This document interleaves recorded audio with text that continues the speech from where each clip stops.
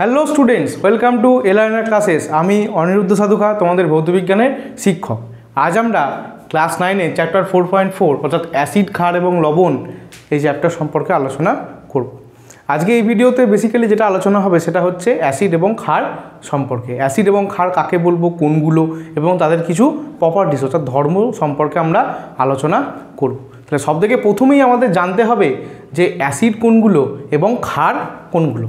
এই অ্যাসিড এবং ক্ষার কোনগুলো জানতে গেলে দেখো, তোমাদের কিছু অ্যাসিডের সংকেত এখানে লেখা আছে। তোমরা নিশ্চয়ই জানো যে HCl মানে হচ্ছে হাইড্রোক্লোরিক অ্যাসিড, H2SO4 মানে সালফিউরিক অ্যাসিড, HNO3 মানে হচ্ছে নাইট্রিক অ্যাসিড, CH3COOH মানে হচ্ছে অ্যাসিটিক অ্যাসিড, আর HCOOH মানে হচ্ছে ফর্মিক অ্যাসিড। এবং কিছু ক্ষারক Na2O sodium oxide, CaO calcium oxide, aluminium hydroxide এবং ফেরিক হাইড্রক্সাইড, এইগুলো হচ্ছে ক্ষারক আমাদের। এবার এইগুলো তো আমরা ছোট থেকে জেনে আসছি, কিন্তু এর নিশ্চয়ই কোনো একটা বৈজ্ঞানিক ব্যাখ্যা আছে এর পিছনে যে এইগুলোই কেন আমাদের অ্যাসিড। এছাড়াও আরও অনেক আছে, কয়েকটা এক্সাম্পল আমি নিয়েছি।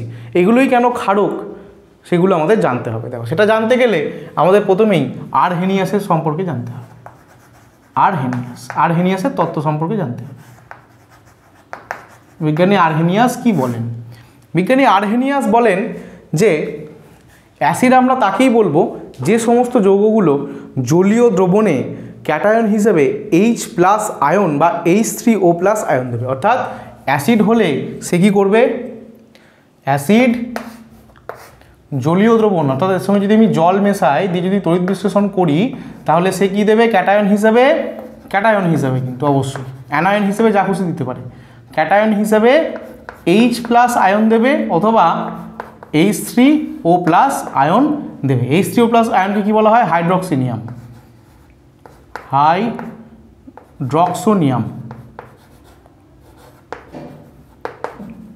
হাইড্রক্সোনিয়াম আয়ন, বা এটাকে আমরা শর্ট করে হাইড্রোজেন আয়ন বলতে পারি।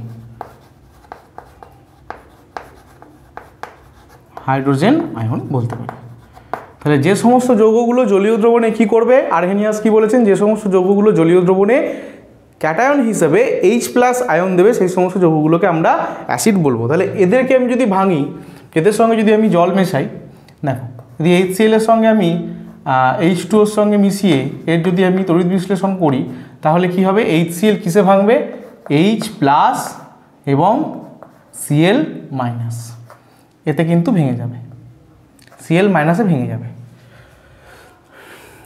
বেশ, দেখো এইভাবে ভাঙবে। যদি H2SO4 আমি এইভাবে তড়িৎ বিশ্লেষণ করি, জলীয় দ্রবণকে, অবশ্যই জলীয় দ্রবণ কিন্তু এগুলো কী হবে? 2H+ SO4 2-।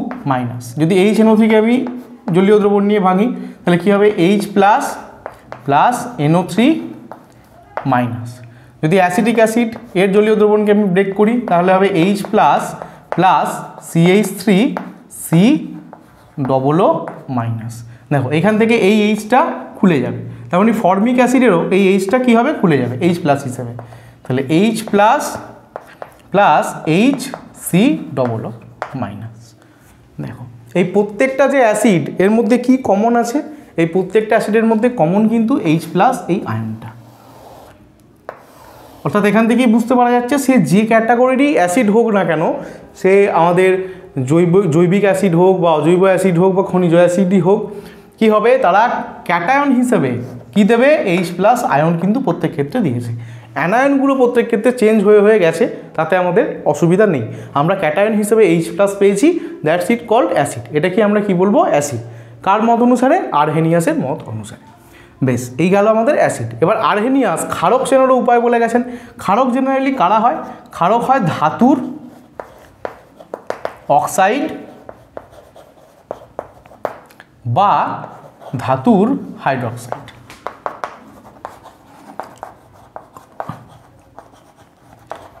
ধাতুর অক্সাইড বা ধাতুর হাইড্রক্সাইড, এইগুলো জেনারেলি কি হয়? আমাদের ক্ষারক হয়। দেখো ক্ষারক আমরা চিনব কী করে? আরহেনিয়াস ক্ষারক সম্পর্কে বলে গেছেন, যদি ক্ষারক হতে হয় তাহলে ক্ষারকের সঙ্গে যদি আমি জল মেশাই অর্থাৎ জলীয় দ্রবণ নিই ক্ষারকের, তাহলে এরা অ্যানায়ন হিসেবে কি দেবে সেটা আমরা দেখব। অ্যানায়ন হিসেবে অবশ্যই OH- এই মূলকটাকে কিন্তু দেবে। দেখো কিভাবে? যদি আমি Na2O এর সঙ্গে জল মেশাই তাহলে প্রথমেই যেটা হবে সেটা হবে NaOH, সোডিয়াম হাইড্রক্সাইডে পরিণত হবে। এই সোডিয়াম হাইড্রক্সাইড পরে কী হবে, ব্রেক হবে, ব্রেক হয়ে হবে Na plus plus OH minus. তেমনি CaOর সঙ্গে যদি আমি জল দিই তাহলে প্রথমেই কি তৈরি হবে, প্রথমেই তৈরি হবে আমার ক্যালসিয়াম হাইড্রক্সাইড CaOH হোল 2, তারপরে এটা ব্রেক হবে Ca2 plus plus 2OH minus. দেখো, আর এই দুটো অ্যালুমিনিয়াম এবং লোহা এই দুটোর কি হাইড্রক্সাইডই আছে টোটাল, তাহলে এই দুটোকে যদি আমি ব্রেক করি তাহলে দেখো কি পাবো আমরা, aluminium 3 plus plus 3OH minus. আর যদি FeOH হোল 3কে আমরা ভাঙি তাহলে এখান থেকেও আমরা কি পাবো, এখান থেকেও পাবো Fe3 plus plus 3OH minus ion. দেখো প্রতি ক্ষেত্রে কি কমন আছে, ক্যাটায়নগুলো এবারে আলাদা, এবারে কিন্তু অ্যানায়নগুলো সেম, এবারে অ্যানায়নগুলো কিন্তু সেম। অ্যানায়নগুলো কি আছে, OH মাইনাস আছে। তাহলে এখান থেকে আমরা বুঝতে পারছি যে এগুলো কি হবে আমাদের ক্ষারক, কার মত অনুসারে, আরহেনিয়াসের মত অনুসারে। তাহলে আরহেনিয়াসের মত অনুসারে যদি ক্ষারকের সংজ্ঞা দিতে হয় তাহলে আমরা কি বলবো, যে সমস্ত ধাতব অক্সাইড বা ধাতব হাইড্রক্সাইডগুলি জলীয় দ্রবণে অ্যানায়ন হিসেবে OH মাইনাস আয়ন দেয়, মুক্ত করে, সেই সমস্ত যৌগগুলোকে কি বলা হবে, আমাদের ক্ষারক বলা হবে। এই হলো আরহেনিয়াসের মত অনুসারে অ্যাসিড এবং ক্ষারকের ডেফিনিশন বা পরিচয় তুমি বলতে পারো। তুমি মোদ্দা কথা বুঝতে পারবে যে যেটা অ্যাসিড হবে তারা H প্লাস আয়ন দেবে, আর যারা ক্ষারক হবে তারা অ্যানায়ন হিসেবে OH মাইনাস আয়ন দেবে। দেখো এরপরে একটা কনসেপ্ট আছে যে ক্ষার কি জিনিস, ক্ষার কি জিনিস। ক্ষার বলা হয় যে সমস্ত ধাতব আমাদের ক্ষারকগুলো, ক্ষারক ধাতবই হয়, যে সমস্ত ক্ষারকগুলো জলের সঙ্গে গুলে যায়, জলে কি হয়, জলে গুলে যায়, জলে গুলে যায় তাদেরকে কি বলা হয়, তাদেরকে আমার ক্ষার বলা হয়। আর যে সমস্ত তাদেরকে আমার কি বলা হয়, ক্ষার বলা হয়। তাহলে যে সমস্ত ক্ষারকগুলো জলের সঙ্গে গলে না, জলে দ্রবীভূত হয় না, তাদেরকে আমরা কি বলবো, তাদেরকে আমরা কেবলমাত্র ক্ষারক বলবো, তাদেরকে আমরা কেবলমাত্র কি বলবো, ক্ষারক বলবো, কিন্তু কি বলবো না, আমরা ক্ষার কখনোই বলতে পারবো না। যেমন দেখো Na2O সোডিয়াম অক্সাইড, যেমন আমাদের সোডিয়াম অক্সাইড জলের সঙ্গে দ্রবীভূত হয়ে সোডিয়াম হাইড্রক্সাইড এবং ক্যালসিয়াম অক্সাইড জলের সঙ্গে দ্রবীভূত হয়ে ক্যালসিয়াম হাইড্রক্সাইড উৎপন্ন করে। তাহলে অবশ্যই আমরা বলতে পারি যে Na2O থেকে যে তৈরি হচ্ছে আমাদের NaOH এবং CaO থেকে উৎপন্ন হচ্ছে আমাদের CaOH হোল 2, এই দুটো কি, এই দুটো অবশ্যই জলের সঙ্গে গুলে যায়, এই দুটো কি অবশ্যই জলে দ্রবীভূত অবস্থায় থাকতে পারে। তাহলে এগুলো একদিক থেকে ক্ষারক, অবশ্যই এরা অবশ্যই ক্ষারক, সে নিয়ে কোনো দ্বিমত নেই, কিন্তু এরা ক্ষারকের সঙ্গে আবার ক্ষারও বটে। তাহলে এরা কি, এরা ক্ষারকও যেমন তেমনি ক্ষার। অপরদিকে আমাদের এই অ্যালুমিনিয়াম হাইড্রক্সাইড এবং ফেরিক হাইড্রক্সাইড এরা কিন্তু জলে দ্রবীভূত হয় না। এরা কি, অ্যালুমিনিয়াম আমাদের AlOH হোল 3 এবং FeOH হোল 3 এরা কিন্তু জলের সঙ্গে দ্রবীভূত হয় না বা জলে গুলে যায় না। তাহলে এদেরকে আমরা কি বলতে পারবো, এদেরকে আমরা বলতে পারবো এরা হচ্ছে কেবল ক্ষারক, কিন্তু এরা ক্ষার নয়, ক্ষার একদমই এরা নয়। সেজন্যই খুব একটা বিশাল কনসেপ্ট আছে যে সব ক্ষারকই ক্ষার, কিন্তু সব ক্ষারক ক্ষার নয়, সব ক্ষারই ক্ষারক, সব ক্ষারক, আচ্ছা আমি এখানে লিখে দিচ্ছি, সব কি হয়, দেখো সমস্ত যে আমাদের ক্ষারক হবে তারা কিন্তু যে সব সময় ক্ষার হবে এরকম কিন্তু কোনো মানে নেই, কিন্তু যে সব ক্ষার হবে সে অলওয়েজ ক্ষারক হবে। ওই জন্য বলা হয় যে সব ক্ষার অলওয়েজ ক্ষারক, কিন্তু সব ক্ষারক কিন্তু কখনোই সব ক্ষার হতে পারে না। তাহলে সব ক্ষারই ক্ষারক, কিন্তু সব ক্ষারক কখনোই ক্ষার হতে পারে না। এক্সাম্পল যেমন দেখো অ্যালুমিনিয়াম হাইড্রক্সাইড এবং ফেরিক হাইড্রক্সাইড এরা কি, এরা ক্ষারক হতে পারে, কিন্তু এরা কখনোই ক্ষার নয়। কিন্তু যারা ক্ষার হবে তারা অবশ্যই ক্ষারক। কেন? ক্ষারের ডেফিনিশন কি না, যে সমস্ত ক্ষারকগুলো আমার জলে দ্রবীভূত হতে পারে, তাহলে সমস্ত ক্ষার আমাদের কি হবে? ক্ষারক হয়ে যাবে। সমস্ত ক্ষার আমাদের ক্ষারক, কিন্তু সব ক্ষারক ক্ষার নয়। তো এই গেল আমাদের অ্যাসিড এবং ক্ষার সম্পর্কে, ক্ষারক সম্পর্কে বেসিক কিছু কথা। এবার আমরা পার্টিকুলারলি দেখো এর মধ্যে কি বলা হয়, HCl, H2SO4 এবং HNO3 এই অ্যাসিডগুলো হচ্ছে আমাদের খনিজ অ্যাসিড, বা আমরা বলতে পারি যে এগুলো হচ্ছে অজৈব অ্যাসিড। আর CH3COOH এবং HCl এগুলো হচ্ছে জৈবিক অ্যাসিড। আমাদের সিলেবাস অনুযায়ী আমরা এই তিনটে অ্যাসিড সম্পর্কে আলোচনা করব, এবং এখানে একটি ক্ষারক NaOH, সোডিয়াম হাইড্রক্সাইড, এইটা নিয়ে আমরা এরপরে আলোচনা করব। তো চলো এরপর HCl, H2SO4 এবং HNO3 এর কিছু বৈশিষ্ট্য নিয়ে আমরা আলোচনা করি। হাইড্রোক্লোরিক অ্যাসিডের কিছু রাসায়নিক ধর্ম নিয়ে আলোচনা করব। দেখো প্রথমেই যেটা করব আমরা, হাইড্রোক্লোরিক অ্যাসিডের সাথে রাসায়নিক ধর্ম কি না, ক্ষারের সঙ্গে বিক্রিয়া। যদি হাইড্রোক্লোরিক অ্যাসিডকে নিয়ে আমরা যে কোনো ক্ষারের সাথে বিক্রিয়া করি তাহলে কি ঘটে আমরা সমীকরণ সহ দেখব। দেখো বলছে HCl যদি ক্ষারের সাথে বিক্রিয়া করে তাহলে লবণ এবং জল উৎপন্ন করে। দেখো এটা আমরা ছোটোবেলা থেকে পড়ে আসছি, এটা একটা ফরম্যাট যে অ্যাসিড এবং ক্ষার পরস্পর বিক্রিয়া করলে লবণ এবং জল উৎপন্ন হয়। তাহলে এখানেও তাই হবে, লবণ এবং জল হবে। দেখো রিয়াকশানগুলো কীরকম হবে, HCl, ক্ষার, NaOH, এটা একটা ক্ষার, এখান থেকে কি উৎপন্ন হবে, দেখো কিভাবে রিয়াকশান কাজ করবে। এখানে দেখো এখানে ক্লোরিন এবং এখানে সোডিয়াম, এটা দুজন পরস্পরের সাথে প্রতিস্থাপিত হয়ে যাবে। কি হবে? প্রতিস্থাপিত হয়ে যাবে। অর্থাৎ তুমি ভাবো এখান থেকে Na খুলবে, দিয়ে Clকে নিয়ে পালাবে, বা এখান থেকে Cl খুলবে, এখান থেকে Cl খুলে Na-কে নিয়ে পালাবে, দিয়ে কি হবে? NaCl গঠন করবে। NaCl কি? NaCl হচ্ছে লবণ, খাওয়ার লবণ। তার সঙ্গে কে পড়ে রইল? এখানে হাইড্রোজেন পড়ে রইল, এখানে OH পড়ে রইল, অর্থাৎ H+ এবং OH- পড়ে রইল। H+ আর OH- পরস্পর প্রতিস্থাপিত হয়ে কি উৎপন্ন হয়ে যাবে? H2O। H2O মানে কি? জল। তাহলে দেখো লবণ এবং জল কিন্তু আমাদের উৎপন্ন হয়ে গেল। বেশ, আবার আমরা আর একটা নিয়ে দেখি। দেখো HCl এর সাথে যদি আমরা পটাশিয়াম হাইড্রক্সাইড KOH এর বিক্রিয়া করি তাহলে কি উৎপন্ন হবে?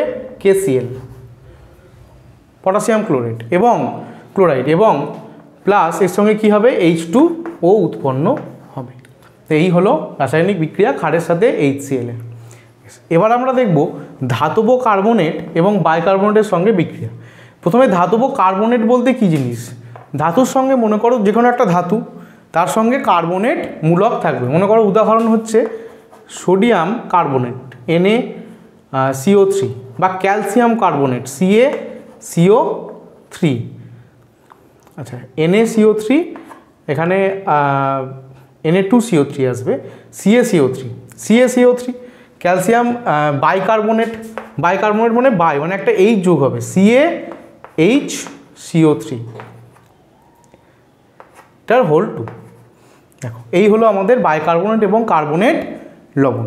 দেখো এই ধাতব কার্বনেট এবং বাইকার্বনেটের সঙ্গে বিক্রিয়া করে কি হয়, দেখো বলছে সাধারণ উষ্ণতায় ধাতব কার্বনেট এবং বাইকার্বনেটের লবণের সঙ্গে লঘু HCl, এটা কিন্তু অবশ্যই খেয়াল রাখতে হবে, লঘু HCl এর বিক্রিয়ায় কি উৎপন্ন হবে? ধাতব ক্লোরাইড উৎপন্ন হবে ও কার্বন ডাইঅক্সাইড গ্যাস উৎপন্ন হবে, এবং এর সঙ্গে জল উৎপন্ন হয়। দেখো রিয়াকশান তুমি যদি দেখো তাহলে এইভাবে রিয়াকশান হবে, তুমি HCl plus calcium carbonate CaCO3 যদি আমরা নিই তাহলে কি হবে? এখান থেকে কি উৎপন্ন হবে? ধাতুর ক্লোরাইড। এখানে ধাতু কে আছে? ক্যালসিয়াম আছে। তাহলে ক্যালসিয়াম কি হবে? ক্লোরাইডকে নিয়ে পালিয়ে যাবে। তাহলে CaCl2 ধাতব ক্লোরাইড হয়ে গেল। কে পড়ে রইল? H পড়ে রইল, আর CO3 পড়ে রইল। আর তার সঙ্গে কি বলা হয়েছে? কি উৎপন্ন হবে? কার্বন ডাইঅক্সাইড উৎপন্ন হবে। তো CO3 থেকে কি হবে? CO2 উৎপন্ন হয়ে যাবে, আমাদের CO2 উৎপন্ন হবে। আর কি হবে? আর এর সঙ্গে আমাদের জল উৎপন্ন হবে, H2O উৎপন্ন হবে। এবার দেখো এবার ব্যালেন্স করতে হবে সমীকরণকে। 2 যদি এখানে 2 করে দিই আমি, তাহলে ক্লোরিন 2 হলো, ক্যালসিয়াম 1, এখানে 3টে, 2টো, 1টা, কার্বন 1টা। দেখো ব্যালেন্স হয়ে গেল। এই হলো আমাদের রিয়াকশান, অর্থাৎ HCl এর সাথে ক্যালসিয়াম কার্বনেট যদি আমরা বিক্রিয়া করাই তাহলে কী হবে, প্রথমে আমাদের উৎপন্ন হবে একটা ধাতব ক্লোরাইড লবণ। দেখো ক্যালসিয়াম ধাতু ক্যালসিয়াম ক্লোরিনের সাথে রিয়াকশান করে অর্থাৎ প্রতিস্থাপিত হয়ে ক্লোরিন ক্যালসিয়ামকে নিয়ে বা ক্যালসিয়াম ক্লোরিনকে নিয়ে কী হবে, পালিয়ে গিয়ে ক্যালসিয়াম ক্লোরাইড উৎপন্ন করে দিয়েছে এবং CO3 থেকে কি উৎপন্ন হয়ে গেছে, কার্বন ডাইঅক্সাইড গ্যাস উৎপন্ন হয়ে গেছে এবং জল পড়ে আছে। এই হবে রিয়াকশান। এটা হলো আমাদের কার্বনেট। এবার যদি বাইকার্বনেট নিয়ে দেখতে চাই তাহলে দেখো আমরা সোডিয়াম বাইকার্বনেট নিয়ে দেখব। NaHCO3 HCl তার সঙ্গে সোডিয়াম বাইকার্বনেট NaHCO3 বাইকার্বনেটের সঙ্গে যদি বিক্রিয়া ঘটে কি হবে আমাদের, দেখো এখানেও কী হবে, একই ফরম্যাট। এখানে যে ধাতু অর্থাৎ সোডিয়াম কী করবে, ক্লোরিনকে নিয়ে প্রতিস্থাপিত হয়ে যাবে, অর্থাৎ সোডিয়াম ক্লোরিনকে নিয়ে পালিয়ে যাবে। NaCl দেখো লবণ তৈরি হয়ে গেল, এটাও কিন্তু একটা ধাতব ক্লোরাইড লবণ তৈরি হলো। এর সঙ্গে কি হবে, এর সঙ্গে আমাদের হবে কার্বন ডাইঅক্সাইড গ্যাস উৎপন্ন হবে। কার্বন ডাইঅক্সাইড গ্যাস উৎপন্ন হয়ে গেল, আর কি পড়ে রইল, আর আমাদের H2O পড়ে রইল। দেখো ব্যালেন্স অবস্থাতেই আছে, দুটো এখানেও দুটো ঠিকই আছে, অক্সিজেন দেখো ব্যালেন্স অবস্থাতেই আছে। এই হলো আমাদের রিয়াকশান।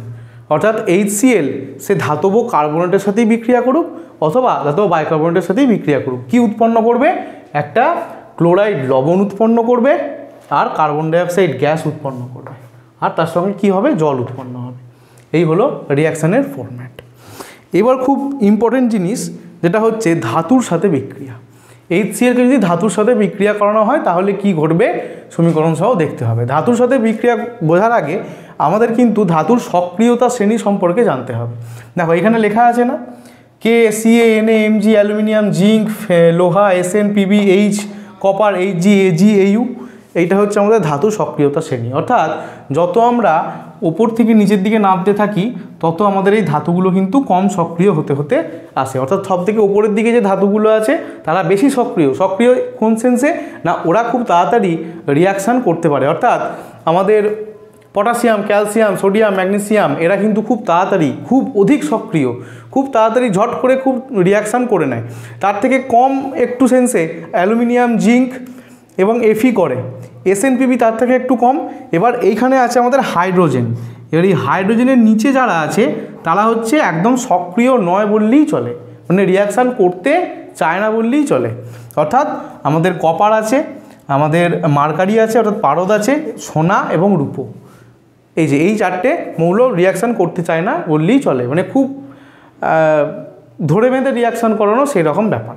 তাহলে এই যে ধাতুগুলো সক্রিয়তা শ্রেণী অনুযায়ী ধাতুর সঙ্গে HCl বিক্রিয়া করবে, কি বলা হচ্ছে, বলছে হাইড্রোজেনের ওপরে, সক্রিয়তা শ্রেণীর হাইড্রোজেনের ওপরে যে সমস্ত ধাতুগুলো আছে বা সক্রিয়তা শ্রেণীর ওপর দিকে যে ধাতুগুলো আছে সেইগুলো HCl এর সঙ্গে ঝট করে রিয়াকশান করে দিয়ে কি হবে, লবণ এবং হাইড্রোজেন গ্যাস তৈরি করে, ক্লোরাইড লবণ এবং হাইড্রোজেন গ্যাস তৈরি করে। কিভাবে এক্সাম্পল দিই, দেখো HCl এর সাথে মনে করো আমি ম্যাগনেসিয়ামের বিক্রিয়া করাচ্ছি, ম্যাগনেসিয়াম Mg, তাহলে কি হয়ে যাবে এখানে, দেখো Mg Clকে নিয়ে পালাবে, Mg Clকে নিয়ে পালাবে অর্থাৎ প্রতিস্থাপন করে দেবে,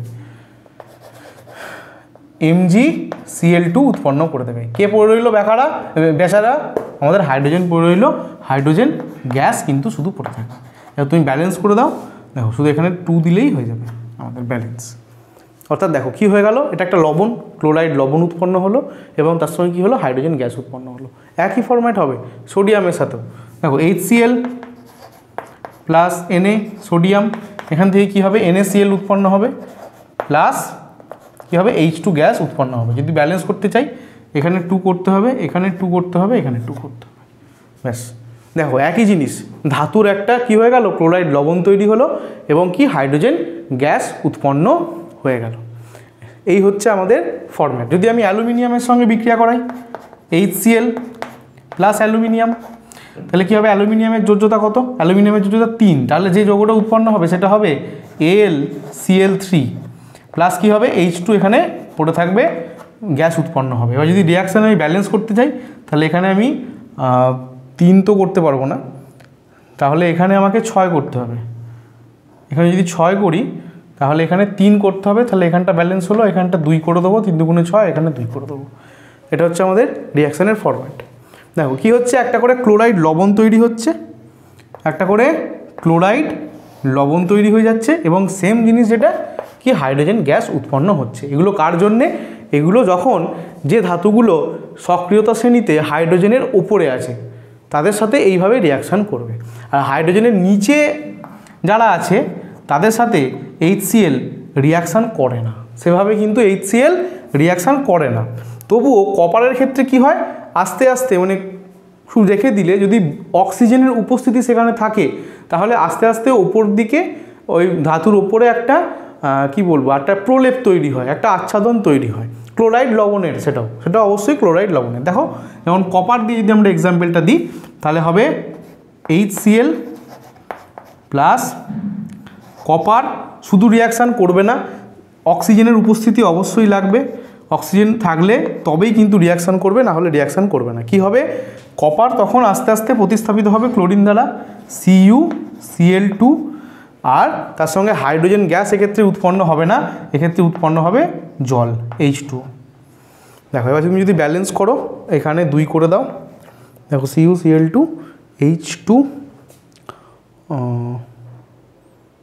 এখানে 2, এখানে 1টা হয়ে আছে, তাহলে এখানে তুমি 2 করো, তাহলে এখানে 2 অক্সিজেন, তাহলে 4টে হাইড্রোজেন হয়ে আসছে, তাহলে এখানে 4 করো, এখানে 4 করে দাও, এখানে 2 করে দাও, আর এখানে 2 করে দাও, তাহলে ব্যালেন্স আসবে। তাহলে এক্ষেত্রে কি হলো, দেখো এক্ষেত্রে যখন হাইড্রোজেনের নিচে চলে এলো, হাইড্রোজেনের নিচে যে সমস্ত আমাদের ধাতুগুলো এলো সেগুলো কিন্তু হাইড্রোজেন গ্যাস উৎপন্ন হলো না। কি উৎপন্ন হলো, ক্লোরাইড লবণ একটা উৎপন্ন হলো, কিন্তু তার সঙ্গে কি উৎপন্ন হয়ে গেল, জল উৎপন্ন হয়ে গেল। কিন্তু হাইড্রোজেন এক্ষেত্রে কি হচ্ছিল, সক্রিয়তা শ্রেণীর ওপরে, সক্রিয়তা শ্রেণী হাইড্রোজেনের ওপরে যে সমস্ত মৌলগুলো আছে তারা HCl এর সঙ্গে বিক্রিয়া করে হাইড্রোজেন গ্যাস উৎপন্ন করে দিচ্ছিল, কিন্তু যারা সক্রিয়তা শ্রেণী হাইড্রোজেনের নিচে আছে তারা কিন্তু HCl এর সঙ্গে বিক্রিয়া করে হাইড্রোজেন গ্যাস উৎপন্ন করতে পারে না। এবং এই যে বিক্রিয়াটা এটা কিন্তু খুব ধীর গতিতে হয়, খুব তাড়াতাড়ি হয় না, ধীর গতিতে, খুব আস্তে আস্তে, খুব স্লো প্রসেস হয়। আর এগুলো কিন্তু সব ফাস্ট প্রসেস, মানে একদম সংস্পর্শে এলেই ঝড়াম করে বিক্রিয়া হয়েছে। তো এই গেল আমাদের ধাতুর সাথে HCl এর বিক্রিয়া। তো এই আমাদের মোটামুটি HCl এর রাসায়নিক ধর্ম। এবার HClকে আমরা চিনব কী করে, HCl এর শনাক্তকরণ সম্পর্কে আমরা জানবো। মনে করো তোমাকে একটা টেস্ট টিউবে একটা স্যাম্পেল দেওয়া হয়েছে, তুমি জানো না এটা কি, এটা আছে HCl, কিন্তু তোমাকে প্রমাণ করতে হবে এটা HCl। তুমি কিভাবে প্রমাণ করবে, মনে করো তোমাকে HCl দেওয়া হয়েছে, তুমি জানো না এটা HCl, তোমাকে প্রমাণ করতে হবে। তাহলে HClকে শনাক্তকরণ করতে হবে। কীভাবে করব, দেখো বলছে এই টেস্ট টিউবটাতে আমি silver nitrate AgNO3, silver nitrate কী যোগ করব, সিলভার নাইট্রেট AgNO3। যদি আমি এই টেস্ট টিউবে HCl এর মধ্যে সিলভার নাইট্রেট যোগ করি তাহলে কি হবে, নিচের দিকে একটা সাদা রঙের থকথকে প্রলেপ পড়বে, নিচের দিকে থকথকে একটা অধক্ষেপ পড়বে সাদা রঙের। কী রঙের, সাদা রঙের অধক্ষেপ। এই অধক্ষেপটা কিসের অধক্ষেপ হবে, এই অধক্ষেপটা হবে সিলভার ক্লোরাইডের, অর্থাৎ AgCl এর। দেখো রিয়াকশান কি হবে, HCl প্লাস AgNO3। দেখো Ag কি করবে, Ag ক্লোরিনকে প্রতিস্থাপন করে দেবে, দিয়ে AgCl3 হয়ে যাবে, এবং H আর NO3 যুক্ত হয়ে HNO3 উৎপন্ন করবে, অর্থাৎ নাইট্রিক অ্যাসিড উৎপন্ন করবে। এবার এই AgCl3 এটা কি হবে, এটা নাইট্রিক অ্যাসিডে না অদ্রাব্য। যদি নাইট্রিক অ্যাসিডে দ্রাব্য হতো তাহলে এখানে তো গুলে যেত, আমরা আলাদা করে অধক্ষেপ পেতাম না। তাহলে এবার এটা যে AgCl3 এটা আমরা চিনব কী করে, বাইরে থেকে দেখে তো বুঝতে পারা যায় না যে এর নাম AgCl3, সাদা রঙের অধক্ষেপ অনেক কিছুর হতে পারে। তখন কি করব, এই অধক্ষেপটাকে নিয়ে গিয়ে আমরা অ্যামোনিয়াম হাইড্রক্সাইড NH4OH আর একটা টেস্ট টিউব নেবো, এই সাদা পড়া অধক্ষেপটায় টেস্ট টিউবে কী নেবো আমরা, NH4OH অর্থাৎ অ্যামোনিয়াম হাইড্রক্সাইড নেবো, দিয়ে এই সাদা রঙের যে থকথকে অধক্ষেপটা হয়েছে এই অধক্ষেপটাকে এর মধ্যে ঢেলে দেবো, দেখবো অধক্ষেপটা এর মধ্যে গুলে গেল। তখনই বলতে পারবো যে তাহলে এই অধক্ষেপটা আমাদের AgCl অর্থাৎ সিলভার ক্লোরাইডের। তাহলে যদি এই পদক্ষেপটা সিলভার ক্লোরাইডের হয় তাহলে আমি স্যাম্পেল নিয়েছিলাম সিলভার নাইট্রেট, তাহলে নিশ্চয়ই আমাকে প্রথমে যে স্যাম্পেলটা দেওয়া হয়েছিল, যে অ্যাসিডটা দেওয়া হয়েছিল সেটা অবশ্যই হাইড্রোক্লোরিক অ্যাসিড, কারণ আমার এই যে reaction HCl plus AgNO3 equal to AgCl3 এর সাদা পদক্ষেপ পড়বে এবং HNO3, যা HNO3 তে কী হলো অদাব্য মানে গুলল না, কিন্তু NH4OH অর্থাৎ অ্যামোনিয়াম হাইড্রোক্সাইডে গুলে গেল। এইভাবে কিন্তু আমরা HCl এর শনাক্তকরণ করতে পারি। তো এই গেল অল অ্যাবাউট HCl। এরপরে আমরা দেখব নাইট্রিক অ্যাসিড এবং সালফিউরিক অ্যাসিডের রাসায়নিক ধর্ম। দেখো সালফিউরিক অ্যাসিডে কিছু রাসায়নিক ধর্ম নিয়ে আলোচনা করি। প্রথমেই যেটা হবে সেটা হচ্ছে ক্ষারের সাথে বিক্রিয়া। দেখো ফরম্যাট একই, অ্যাসিড এবং ক্ষার বিক্রিয়া করে কি হবে, লবণ এবং জল উৎপন্ন হবে। আমরা হাইড্রোক্লোরিক অ্যাসিডের সময়তেও দেখলাম তাই হলো, আমাদের সালফিউরিক অ্যাসিডের সময়তেও কিন্তু তাই হবে, কেবলমাত্র লবণটা পাল্টে যাবে। হাইড্রোক্লোরিক অ্যাসিডের সময় কি হচ্ছিল, HCl ক্লোরাইড আয়ন ছিল ওখানে, সেইখানে ক্লোরাইডের লবণ হয়েছিল। এবার এখানে কি হবে, এখানে সালফেট SO4 আছে, অর্থাৎ সালফেটের লবণ হবে। এবার সালফেটের লবণ হতে গিয়ে দুটো কেস হবে। একটা কি, দেখো H2SO4 ক্ষারের সাথে বিক্রিয়া করে অ্যাসিড লবণ বা বাইসালফেট লবণ এবং পরে সমিত লবণ বা সালফেট লবণ গঠন করে। এই অ্যাসিড লবণ এবং সমিত লবণ জিনিসটা কি সেটা আগে আমাদের জানতে হবে। দেখো একটু লবণ সম্পর্কে আগে জানি, অ্যাসিড লবণ এবং সমিত লবণ। লবণ দেখো ZnSO4 এটা কিন্তু একটা লবণ, আর মনে করো ZnHSO4 এটাও কিন্তু একটা লবণ। এই দুটো লবণের মধ্যে কি পার্থক্য, দেখো বেসিক, এর পরে কিন্তু লবণ সম্পর্কে আমরা ডিটেলসে পড়বো, এখন শুধু এইটুকু তুমি আইডিয়া নাও। এই দুটোর মধ্যে কি পার্থক্য, দেখো শুধু এই H এর পার্থক্য। যার মধ্যে এই Hটা থাকবে তাকে বলা হবে অ্যাসিড লবণ, তাকে বলা হবে অ্যাসিড লবণ। আর যার মধ্যে কোনো H নেই তাকে বলা হবে সমিত লবণ, সমিত লবণ। এবার H2SO4 এর ক্ষেত্রে এরকম কেন হয়, আমরা HCl এর ক্ষেত্রে তো এরকম দেখিনি কোনো কেস।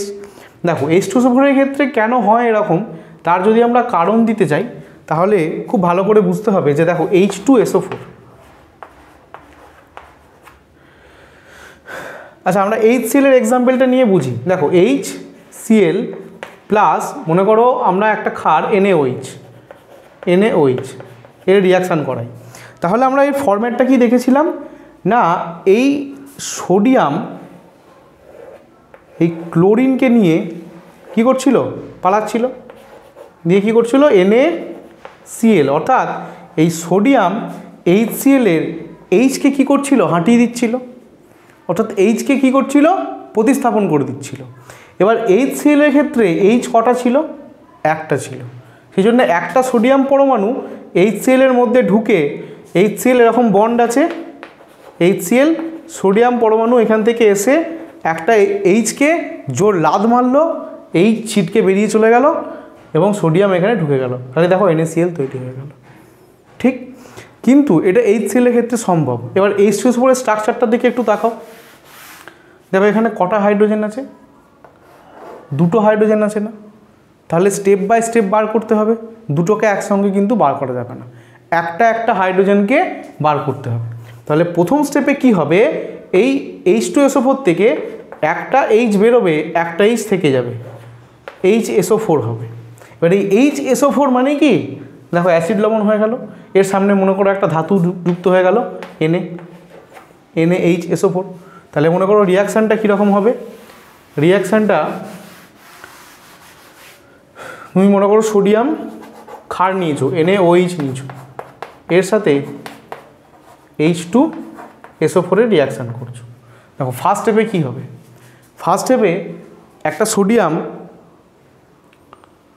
একটা সোডিয়াম পরমাণু আসবে, একটা সোডিয়াম পরমাণু এসে কেবলমাত্র একটা হাইড্রোজেন পরমাণুকে প্রতিস্থাপন করতে পারবে, অর্থাৎ একটা হাইড্রোজেন তখনও থেকে যাবে। অর্থাৎ দেখো Na একটা Hকে সরিয়ে দিয়েছে, একটা H পড়ে আছে, আর SO4 একটা H বেরিয়ে গেছে, একটা H বেরিয়ে এবার এর সঙ্গে H2O উৎপন্ন করেছে জল। অর্থাৎ আশা করি বুঝতে পেরেছো। এখান থেকে কটা হলো, একটা হাইড্রোজেনকে প্রতিস্থাপন করলো, কেবলমাত্র এখানে কি হলো, একটা হাইড্রোজেনকে প্রতিস্থাপন করতে পেরেছে। তাই সেই জন্যে একটা হাইড্রোজেন কিন্তু দুটোর মধ্যে একটা হাইড্রোজেন এখনও রয়ে গেছে। তাহলে এটা কি প্রকার লবণ হলো, এটা হয়ে গেল আমাদের অ্যাসিড লবণ। এটা হয়ে গেল আমাদের অ্যাসিড লবণ। পুরোপুরি অ্যাসিড ভাবটাকে কিন্তু কাটাতে পারেনি। অ্যাসিড কি, অ্যাসিড কার দ্বারা নির্ধারিত হয়, H+ আয়ন দ্বারা নির্ধারিত হয়। এখানে H+ আয়ন এখনও রয়ে গেছে, তাই এই লবণ যেটা হবে সেটা অ্যাসিডিক হবে, অর্থাৎ অ্যাসিড লবণ বলা হয় এই কারণে। বেশ, এর পরের স্টেপে কি হবে, ধাপে ধাপে NaOH, মানে যদি আরও ভালো করে বলা যায় NaOH, তখন এই NaHSO4 এটার সাথেই আবার রিয়াকশান করে, দিয়ে আর এক পরমাণু সোডিয়াম এসে এখানের এইচটাকেও প্রতিস্থাপন করে দেয়। তখন কি হয়ে যায়, Na2SO4 প্লাস H2। এরপরে যেটা তৈরি হয় Na2SO4, এটা হয়ে যায় আমাদের সমিত লবণ। এক্ষেত্রে কি হয়েছে, দুখানা সোডিয়াম পরমাণু দুখানা আমাদের কি করেছে, হাইড্রোজেনকে প্রতিস্থাপন করে দিয়েছে। তাহলে এর থেকে যদি এইভাবে লেখা ভালো যে NaOH plus H2SO4 equal to Na2SO4 plus H2O। এবার ব্যালেন্স যদি করে, দেখো এখানে দুটো সোডিয়াম, তাহলে এখানে 2 করে দিই, তাহলে এখানে H2 হয়ে গেল, অক্সিজেন এখানে 4টে হলো, হাইড্রোজেন 4টে হলো, তাহলে এখানে 2 করে দিলে অক্সিজেন 2, অক্সিজেন 2, ব্যালেন্স হয়ে গেছে। দেখো এখানে কি হলো, দেখো দুটো সোডিয়াম পরমাণু আছে, দুটো সোডিয়াম পরমাণু হাইড্রোজেনের দুখানা, এই H2SO4 অর্থাৎ সালফিউরিক অ্যাসিডের দুখানা হাইড্রোজেনকে প্রতিস্থাপন করে দিয়ে H2-র জায়গায় নিজে বসে গেছে, দিয়ে Na2SO4 হয়ে গেছে। অর্থাৎ এটা তখন তৈরি করে দিল আমাদের সমিত লবণ, সমিত লবণ, সমিত লবণ। এই কারণে কিন্তু সালফিউরিক অ্যাসিডের সঙ্গে ক্ষারের বিক্রিয়ায় দু প্রকার লবণ তৈরি হয়। যখন NaOH-এর পরিমাণ কম থাকে বা প্রথম ধাপে কি হয়, প্রথম ধাপে আমাদের অ্যাসিড লবণ তৈরি হয়, আর দ্বিতীয় ধাপে বা যদি ক্ষারের পরিমাণ বেশি থাকে তাহলে তখন কি হয়, সমিত লবণ তৈরি হয়, সমিত লবণ তৈরি হয়। এই হলো আমাদের ক্ষারের সাথে H2SO4-এর রিয়াকশান।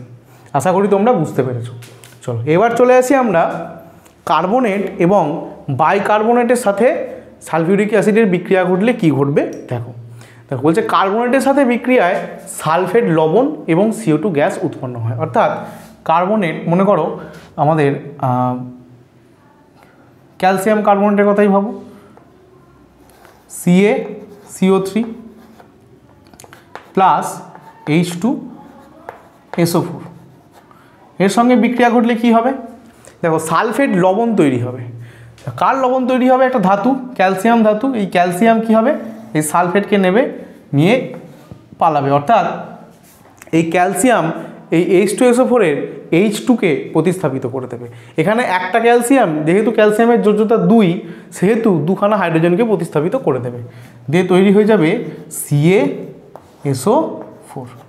দেখো কি তৈরি হয়ে গেল, আমাদের সালফেট লবণ তৈরি হলো। এটা কি ক্যালসিয়াম সালফেট লবণ তৈরি হয়ে গেল, এবং কি উৎপন্ন হবে, CO3 পড়ে রইল।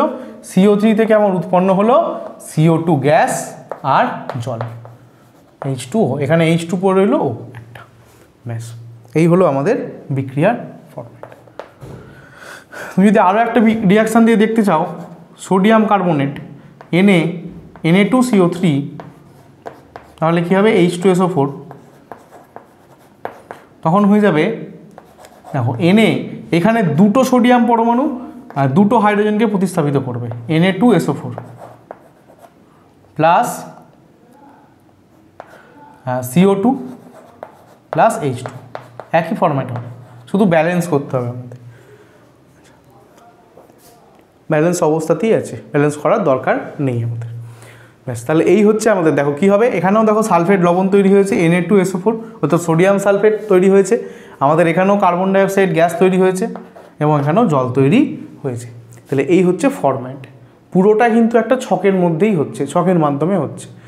আচ্ছা, এবার বলছে বাইকার্বনেট যদি লবণ থাকে, যদি বাইকার্বনেট লবণের সাথে বিক্রিয়া হয় তাহলে কি হবে, একই জিনিস হবে, কার্বন ডাইঅক্সাইড গ্যাস উৎপন্ন হবে, শুধু যে লবণটা হবে ওটা সালফেট লবণের জায়গায় বাইসালফেট লবণ হয়ে যাবে।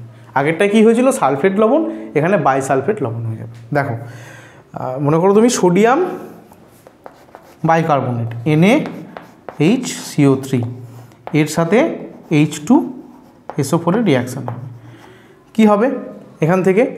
দেখো এখান থেকে বাইসালফেট লবণ হবে,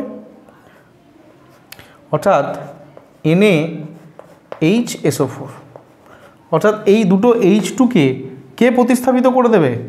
NaH, এইটা, অর্থাৎ NaH গিয়ে H2কে প্রতিস্থাপিত করে গিয়ে NaHSO4 অর্থাৎ বাইসালফেট লবণ। দেখো H আছে, H থাকলে কি হবে? বাই হয়, বাইসালফেট লবণ। আর কী লবণ এটা? এটা অ্যাসিড লবণ এক প্রকার। প্লাস কি হবে? কার্বন ডাইঅক্সাইড, দেখো CO3 ভেঙে কার্বন ডাইঅক্সাইড CO3 আর তার সঙ্গে জল, এই হবে আমাদের রিয়াকশান। ব্যালেন্স অবস্থাতেই আছে। দেখো এই গেল আমাদের CO2 carbon dioxide CO2 balance অবস্থাতেই আছে। এই গেল আমাদের রিয়াকশান, কি কার্বনেট এবং বাইকার্বনেট লবণের সাথে H2SO4 এর কীরকম রিয়াকশান হয়। চলো এরপর চলে আসি ধাতুর সাথে বিক্রিয়া। ধাতুর সাথে বিক্রিয়া সেই একই গল্প, ধাতু সক্রিয়তা শ্রেণী। ধাতু সক্রিয়তা শ্রেণীর হাইড্রোজেনের উপরে যে সমস্ত ধাতুগুলো ছিল, অর্থাৎ আমাদের পটাশিয়াম, সোডিয়াম, ম্যাগনেসিয়াম, এদের সাথে কি হবে? লঘু H2SO4 বিক্রিয়া করবে এবং ধাতুর সাথে অ্যাসিডের যদি বিক্রিয়া ঘটে তাহলে কিন্তু এইটা মনে রাখতে হবে যে একটা লবণ উৎপন্ন হয়। কি উৎপন্ন হয়? লবণ উৎপন্ন হয় এবং হাইড্রোজেন গ্যাস উৎপন্ন হয়, এটাই কিন্তু ফরম্যাট। দেখো কি হবে না, সালফেট লবণ উৎপন্ন হবে, মানে কী সমস্ত ধাতু? মনে করো সোডিয়াম, ম্যাগনেসিয়াম, পটাশিয়াম, এইসব ধাতুর সাথে যদি বিক্রিয়া করে, ধাতুর সাথে বিক্রিয়া করলে কি হবে? সালফেট লবণ উৎপন্ন হবে, সালফেট লবণ ও হাইড্রোজেন গ্যাস উৎপন্ন হবে। দেখো বিক্রিয়ার ফর্ম কীরকম বিক্রিয়া হবে? তুমি মনে করো সোডিয়াম এনে নিয়েছো, সোডিয়ামের সাথে তুমি আমাদের করেছো H2SO4 বিক্রিয়া করেছো, H2SO4, বা তুমি এখানে জিঙ্কও নিতে পারো। তাহলে কি হবে এখানে? দেখো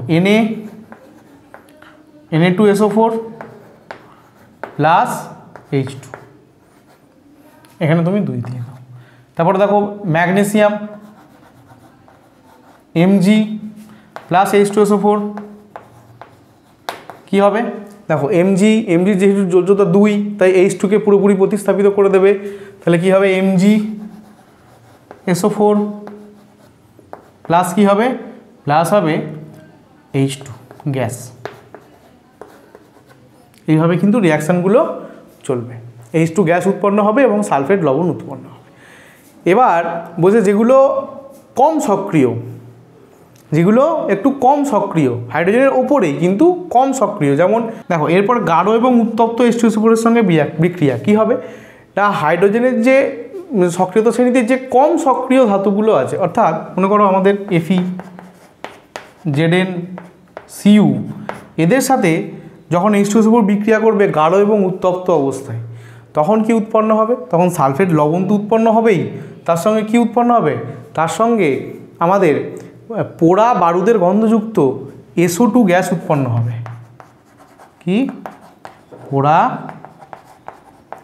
বারুদের গন্ধযুক্ত SO2 গ্যাস উৎপন্ন হবে। এক্ষেত্রে কিন্তু আমাদের হাইড্রোজেন গ্যাস আর উৎপন্ন হবে না। দেখো কিভাবে হবে?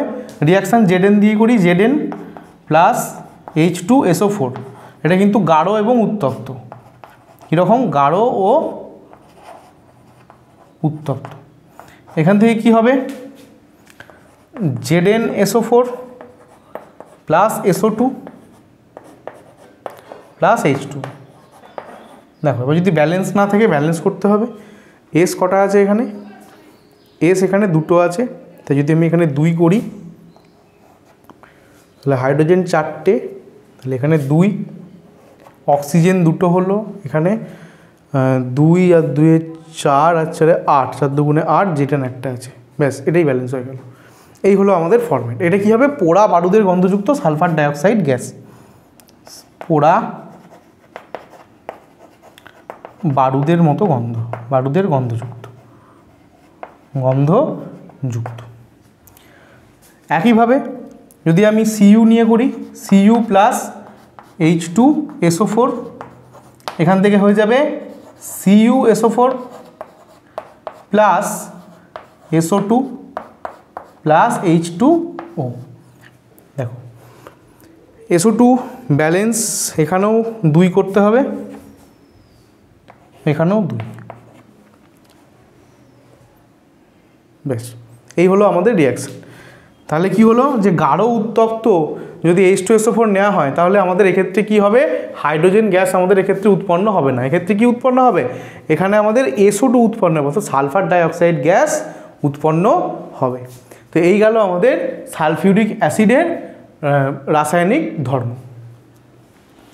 দেখো সালফিউরিক অ্যাসিডের শনাক্তকরণ, আমরা সালফিউরিক অ্যাসিডকে কী করে শনাক্তকরণ করতে পারবো। মনে করো তোমাকে একটা টেস্ট টিউবে একটা স্যাম্পেল দিয়েছে, তুমি জানো না এটা সালফিউরিক অ্যাসিড, তোমাকে প্রমাণ করতে হবে এটা কি, তোমাকে টেস্ট করে দেখতে হবে এটা কি। তুমি সালফিউরিক অ্যাসিড যদি হয় কী করে শনাক্তকরণ করবে, বা তোমাকে সালফিউরিক অ্যাসিড দিয়ে বললো এটা সালফিউরিক অ্যাসিড, তুমি শনাক্ত করো। কী করবে, তুমি এর মধ্যে ধরো এটা H2SO4, তুমি এর মধ্যে বেরিয়াম ক্লোরাইড অর্থাৎ BaCl2 বেরিয়াম ক্লোরাইড তুমি অ্যাড করবে। বেরিয়াম ক্লোরাইড অ্যাড করলে কী হবে, নিচে বেরিয়াম সালফেটের একখানা সাদা অধক্ষেপ পড়বে, টেস্ট টিউবের নিচে একখানা অধক্ষেপ পড়বে এরকমভাবে। এটা কি, এটা হচ্ছে barium sulphate, BaSO4 barium sulphate. Barium সালফেটের একটা সাদা রঙের অধক্ষেপ পড়বে। এই সাদা রঙের অধক্ষেপটা কি, না HCl না HNO3 অর্থাৎ হাইড্রোক্লোরিক অ্যাসিড আর নাইট্রিক অ্যাসিড কোনোটাতেই দ্রাব্য নয়, অর্থাৎ অদ্রাব্য, কোনোটাতেই মিশবে না। তাহলে এখান থেকে আমরা বুঝতে পারবো যে এই স্যাম্পেলটা আমাদের আর কিছুই নয় H2SO4।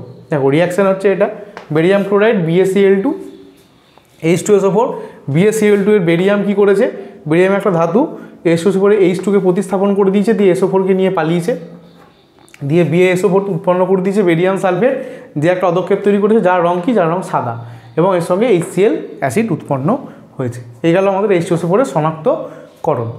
চলো এবার আমরা চলে আসি নাইট্রিক অ্যাসিডে। সালফিউরিক অ্যাসিড এখানেই শেষ, এবার নাইট্রিক অ্যাসিডে আমরা চলে আসি।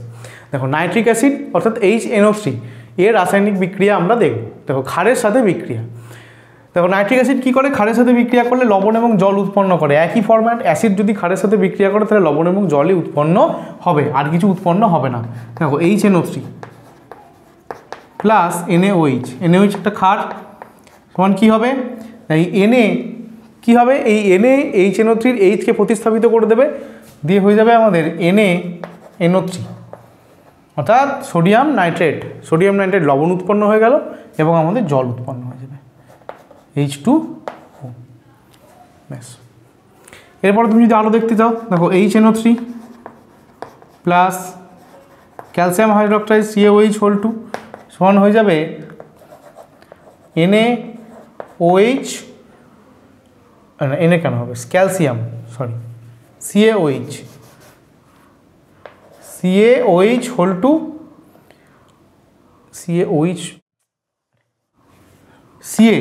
CA এখান থেকে Hকে প্রতিস্থাপন করবে, দিয়ে NO3 কে নেবে, CaNO3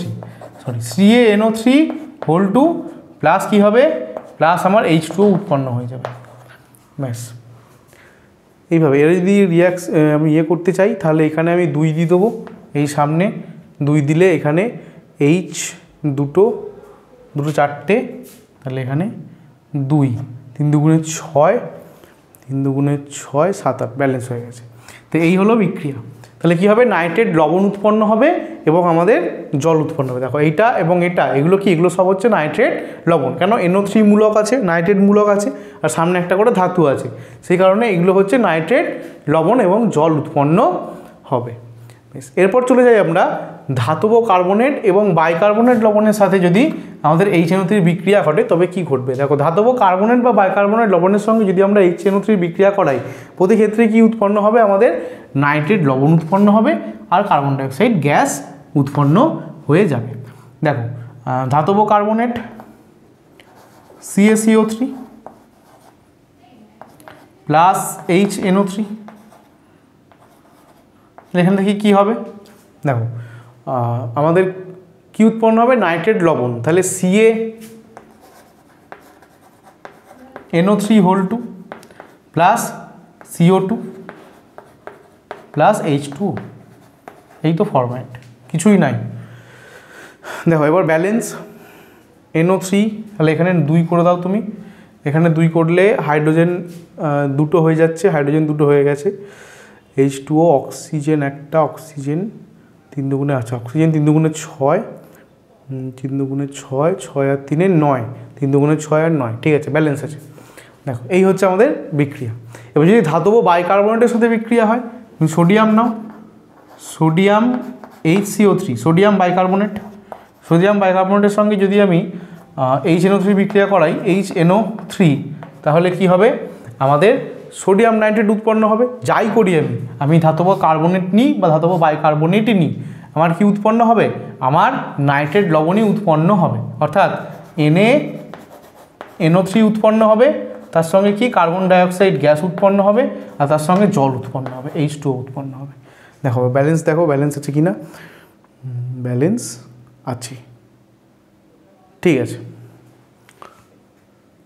হ্যাঁ, তো এই গেল আমাদের রিয়াকশান। তো ধাতব কার্বনেট বা বাইকার্বনেট যার সাথেই আমরা রিয়াকশান করাই না কেন, কি হবে, নাইট্রেট লবণ, দেখো এটা নাইট্রেট লবণ উৎপন্ন হলো এবং কার্বন ডাইঅক্সাইড গ্যাস, এই যে কার্বন ডাইঅক্সাইড গ্যাস আমাদের প্রতি ক্ষেত্রে, এবং জল উৎপন্ন হবে। এরপরে আমরা দেখব নাইট্রিক অ্যাসিডের ধাতুর সাথে বিক্রিয়া। এবার ধাতুর সাথে HNO3 অর্থাৎ নাইট্রিক অ্যাসিডের বিক্রিয়া আমরা দেখব। দেখো সোনা রূপো বাদে বাকি সমস্ত ধাতু, প্রায় সমস্ত ধাতু এই নাইট্রিক অ্যাসিডের মধ্যে কিন্তু ডিজলভ হয়ে যায়। এজন্য একে অ্যাকোয়া ফর্টিসও বলা হয়, মানে এতটাই শক্তিশালী আমাদের এই অ্যাসিডটা HNO3। সেই কারণে HNO3 ধাতুর সঙ্গে বিক্রিয়ার অনেক রকম ভ্যারাইটি দেখতে পাওয়া যায়, এইগুলো আমাদের কিন্তু মনে রাখতে হবে। দেখো প্রথমে কি হয়, দেখো এখানে কি আছে, একটা ছকের মাধ্যমে কিন্তু এখানে বর্ণনা করা আছে কীভাবে রিয়াকশান হয়, কি ধাতু আছে, অ্যাসিডটা কি কন্ডিশানে আছে, বিক্রিয়াজাত পদার্থ অর্থাৎ কী কী উৎপন্ন হয়, এবং তার সঙ্গে রাসায়নিক বিক্রিয়ার সমীকরণটা দেওয়া আছে। দেখো প্রথমে কি আছে, ম্যাগনেসিয়াম ধাতু অর্থাৎ Mgর সাথে যদি উষ্ণ এবং গাঢ় HNO3 রিয়াকশান হয় তাহলে কি উৎপন্ন হবে, তাহলে দেখো ম্যাগনেসিয়াম নাইট্রেট উৎপন্ন হবে এবং বাদামি রঙের NO2 গ্যাস উৎপন্ন হবে। দেখো রিয়াকশান, দেখো রিয়াকশান Mg+4HNO3, এখান থেকে magnesium nitrate MgNO3(2) plus NO2, এটা হচ্ছে বাদামি রঙের গ্যাস আমাদের, আর তার সঙ্গে জল 2H2। এই গেল আমাদের গাঢ় এবং উত্তপ্ত, এই গ্যাসটাকে তোমরা কিন্তু খেয়াল রাখবে, গাঢ় এবং উষ্ণ এবং গাঢ় HNO3 সঙ্গে যদি ম্যাগনেসিয়ামের রিয়াকশান হয় তাহলে এই কেস হবে। এরপরে বলছে অতি লঘু, যদি লঘু অর্থাৎ জল মিশিয়ে HNO3কে যদি Mgর সঙ্গে রিয়াকশান করানো হয় তাহলে কি উৎপন্ন হবে, তাহলে দেখো বলছে ম্যাগনেসিয়াম নাইট্রেট উৎপন্ন হবে এবং এখানে হাইড্রোজেন গ্যাস উৎপন্ন হবে। আগেরটায় কি হলো, আগেরটায় আমাদের NO2 গ্যাস উৎপন্ন হয়েছিল, কিন্তু এবারে কি হলো, হাইড্রোজেন গ্যাস উৎপন্ন হলো। দেখো রিয়াকশান Mg+2HNO3, এখান থেকে MgNO3, দেখো ম্যাগনেসিয়াম নাইট্রেট সেম রইল, তার সঙ্গে এখানে কি উৎপন্ন হলো, H2 অর্থাৎ হাইড্রোজেন গ্যাস আমাদের উৎপন্ন হলো। তাহলে এই দুটো কন্ডিশন, এই কন্ডিশন দুটো কিন্তু আমাদের খেয়াল রাখতে হবে, কোনখানে কি কন্ডিশন আসছে এবং কি উৎপন্ন হচ্ছে। এরপরে আসছে আমরা জিঙ্ক।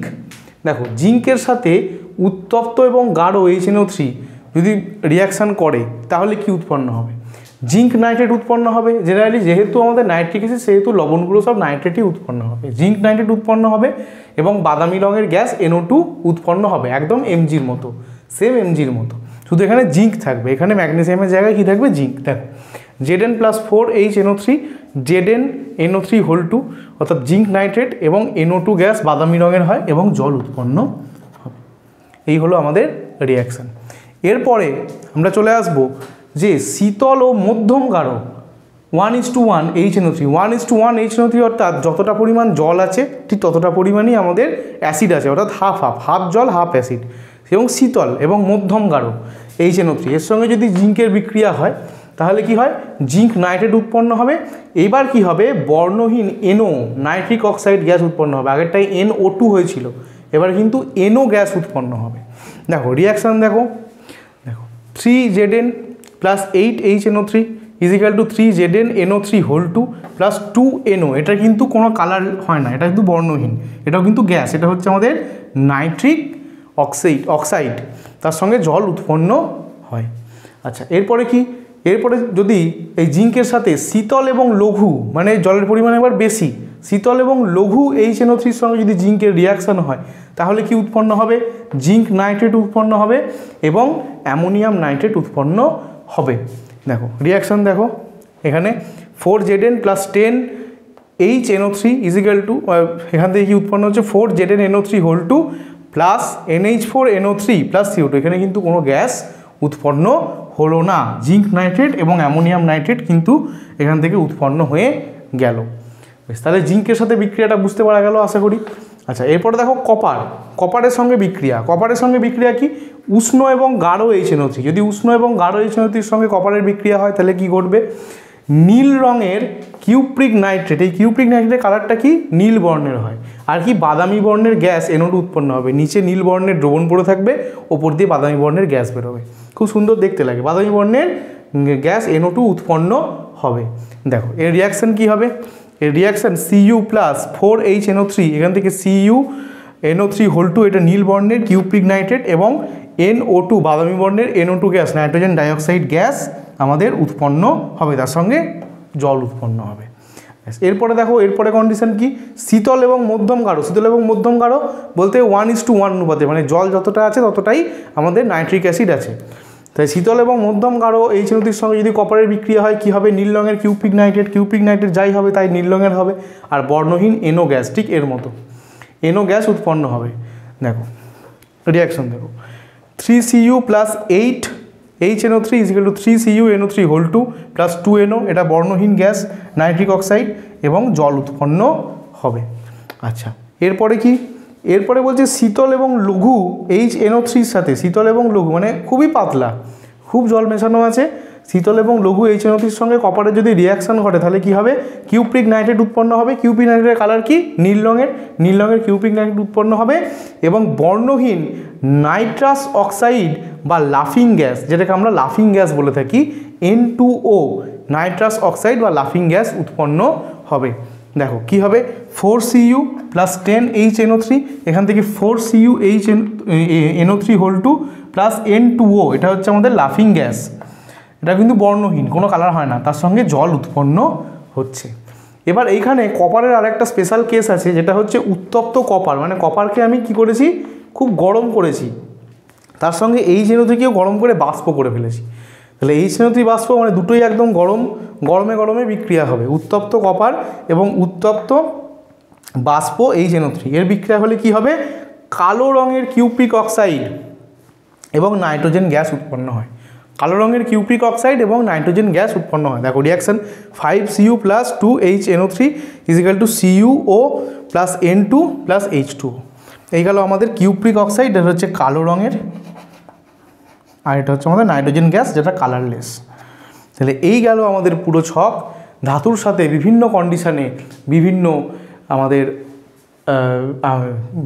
কন্ডিশানে ধাতুর সাথে আমাদের নাইট্রিক অ্যাসিডের রিয়াকশান। তোমরা যদি স্ক্রিনশট নিতে চাও তো তোমরা নিতে পারো, আমি সাইডে সরে দেখাচ্ছি।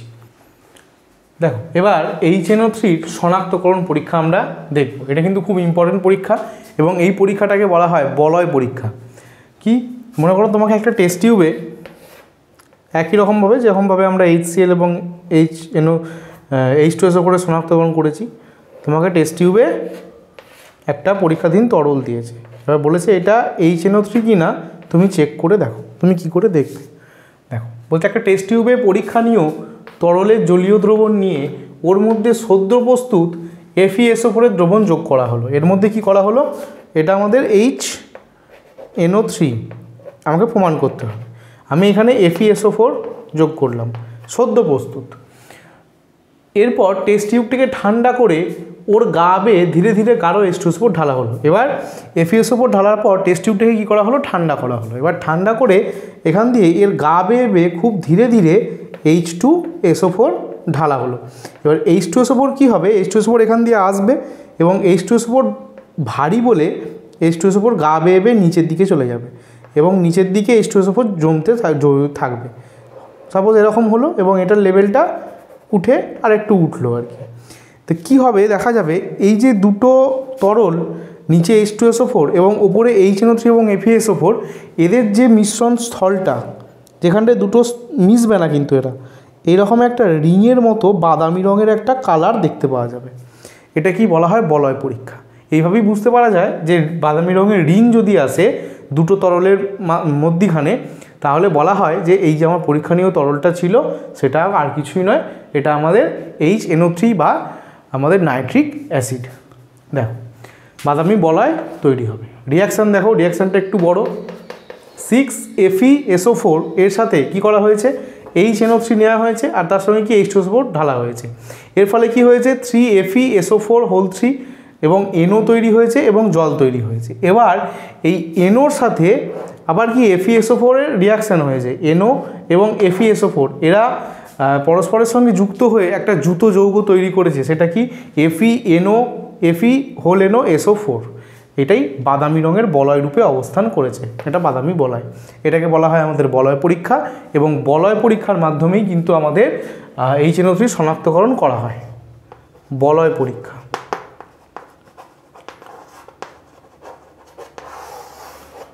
বলয়টা কী রঙের হয়, বলয় বাদামি রঙের হয়। এবার আমরা চলে আসব সোডিয়াম হাইড্রোক্সাইডের রাসায়নিক ধর্ম, অর্থাৎ এবার আমরা ক্ষারে আসব। দেখো ক্ষারে আমাদের সোডিয়াম হাইড্রোক্সাইডই আছে কেবলমাত্র। দেখো সোডিয়াম হাইড্রোক্সাইডের রাসায়নিক ধর্মের মধ্যে অ্যাসিডের সঙ্গে বিক্রিয়া এবং ধাতুর সঙ্গে বিক্রিয়া করে কি ঘটে সেটা আমরা সমীকরণ সহ দেখব। দেখো যখন আমরা অ্যাসিড পড়ছিলাম তখন ক্ষারের সঙ্গে বিক্রিয়া দেখছিলাম, এবার ক্ষার পড়বো অ্যাসিডের সাথে বিক্রিয়া দেবো। দেখো একই জিনিস তৈরি হয়, লবণ তৈরি হয় আর জল তৈরি হয়, আর কিচ্ছু তৈরি হয় না। দেখো কি সোডিয়াম হাইড্রোক্সাইড NaOH, এর সঙ্গে তুমি প্রথমে HCl নাও, রিয়াকশান করাও। এই রিয়াকশান আমাদের জানা কি হবে, NaCl লবণ এবং H2O জল উৎপন্ন হবে। দেখো সোডিয়াম হাইড্রোক্সাইড আবার নাও, তার সঙ্গে আমাদের H2SO4 নিয়ে নাও, সালফিউরিক অ্যাসিড নিয়ে নাও, কি হবে Na2SO4 প্লাস H2। আচ্ছা এরপরে নাইট্রিক অ্যাসিড নিয়ে নাও, Na2SO4 এখানে 2 হবে। আচ্ছা এরপরে নিয়ে নাও NaOH, এর সঙ্গে নাইট্রিক অ্যাসিড HNO3, দেখো কি হবে NaNO3 প্লাস H2। এইভাবে দেখো প্রত্যেক ক্ষেত্রে কি হয়েছে, লবণ এবং জল আমাদের উৎপন্ন হয়েছে গেল। এবার ধাতুর সাথে বিক্রিয়া, দেখো জিঙ্ক এবং অ্যালুমিনিয়ামের সাথে বিক্রিয়া করে কে আমাদের সোডিয়াম হাইড্রোক্সাইড সোডিয়াম জিঙ্কেট Na2ZnO2 এবং অ্যালুমিনিয়াম জিঙ্কেট NaAlO2 এই লবণগুলো তৈরি করে এবং প্রতি ক্ষেত্রে হাইড্রোজেন গ্যাস উৎপন্ন করে। অর্থাৎ NaOH এর সঙ্গে যদি আমি জিঙ্কের বিক্রিয়া ঘটাই Zn, তাহলে এখান থেকে কি হবে, এখান থেকে হবে Na2ZnO2 প্লাস H2, এখানে 2 দিয়ে দাও ব্যালেন্স হয়ে যাবে। এটার নাম কি, এটার নাম হচ্ছে সোডিয়াম জিঙ্কেট। আর কি আরেকটা আছে আমরা অ্যালুমিনিয়াম জিঙ্কেট, অর্থাৎ অ্যালুমিনিয়ামের সাথে বিক্রিয়া অর্থাৎ Al, এখান থেকে কি তৈরি হবে NaAlO2। আচ্ছা অ্যালুমিনিয়ামের সঙ্গে বিক্রিয়া করতে গেলে জলের প্রয়োজন হয়, প্লাস H2O, এখান থেকে কি উৎপন্ন হয়, এখান থেকে আমাদের উৎপন্ন হবে NaAlO2 প্লাস H2। দেখো এবার এটাকে ব্যালেন্স করতে হবে, Al O2, তাহলে এখানে তুমি 2 যদি দাও তাহলে এখানে 2 করে দেবে, ব্যাস। এই হলো আমাদের সোডিয়াম অ্যালুমিনেট, সোডিয়াম জিঙ্কেট এবং সোডিয়াম অ্যালুমিনেট। আচ্ছা এটা সোডিয়াম অ্যালুমিনেট হবে, দুবার জিঙ্কেট হয়ে গেছে, এটা অ্যালুমিনিয়াম সোডিয়াম জিঙ্কেট এবং অ্যালুমিনিয়াম। আচ্ছা এটা সোডিয়াম অ্যালুমিনেট হবে, সরি নামটা ভুল হয়ে গেছে, এর নাম হবে আমাদের সোডিয়াম অ্যালুমিনেট, লবণ দুটোই, এটা সোডিয়াম জিঙ্কেট এবং সোডিয়াম অ্যালুমিনেট, এ দুটোই কি, এ দুটোই হচ্ছে আমাদের একটা লবণ। তো এই হবে আমাদের রিয়াকশান। এই গেল আমাদের কি সোডিয়াম হাইড্রোক্সাইড অর্থাৎ NaOH এর রাসায়নিক ধর্ম। ওকে স্টুডেন্টস, আজকের ক্লাস এখানেই শেষ। আশা করি তোমাদের ক্লাসটি ভালো লেগেছে। যদি ভালো লেগে থাকে তাহলে অবশ্যই তোমরা লাইক করবে, কমেন্ট করবে এবং অবশ্যই তোমরা শেয়ার করবে। আর এই ক্লাস সংক্রান্ত যদি তোমাদের কোনো ডাউটস থাকে তাহলে অবশ্যই সেটা কমেন্টে জিজ্ঞাসা করবে, আমি তোমাদের অ্যান্সার দিয়ে দেবো। আর এই ক্লাস সংক্রান্ত যদি পিডিএফ তোমাদের নোট যদি পিডিএফ আকারে পাওয়ার ইচ্ছা হয় তাহলে তোমরা প্লে স্টোরে গিয়ে আমাদের অ্যাপ এলআরএনআর ডাউনলোড করো এবং সেখান থেকে তোমরা এগুলো ইজিলি পেয়ে যাবে। আজকের মতো টাটা, আবার এর পরবর্তী অংশ নিয়ে দেখা হবে পরবর্তী ভিডিওতে।